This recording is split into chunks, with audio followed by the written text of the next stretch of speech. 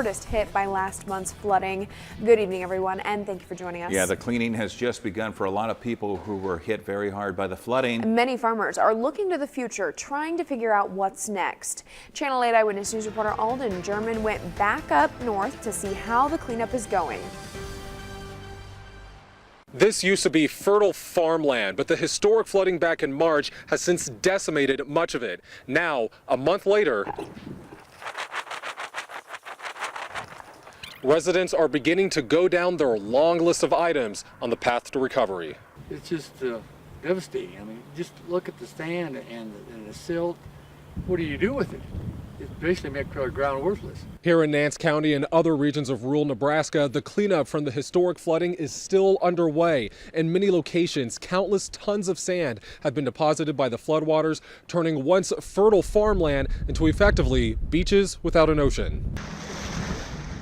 We spoke to one farmer that had to evacuate his home. When he came back, a breached levee left a ginormous hole. Where I'm currently standing was completely submerged by water at the peak of the flooding. The waters have since receded, but a big question now is how are you going to fill gigantic holes like this one? Others have land that may never be able to be used again.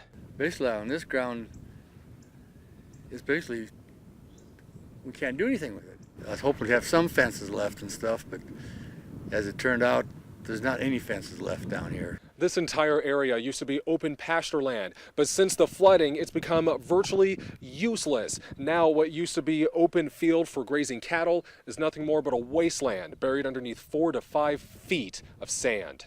Where there isn't sand, the river carved its own path, scarring the landscape. I mean, we've had holes washed in, but nothing holes like it's washed in this time. You can drop 3 or 4 semis in some of these holes here. We've got some tremendous holes in the fields and stuff that got washed in there.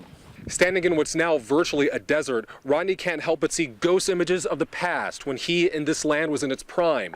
Now he wonders what's next and what will future generations have. It's just, well, it's really kind of heartbreaking after you lived here all your life, you know, and stuff, and see this. Because you see it the way it used to be, you know how it was, and now it's ruined.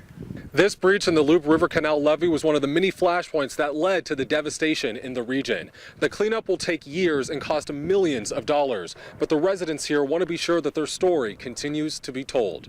Reporting near Genoa with photojournalist Lee Marion, Alden German, Channel 8 Eyewitness News.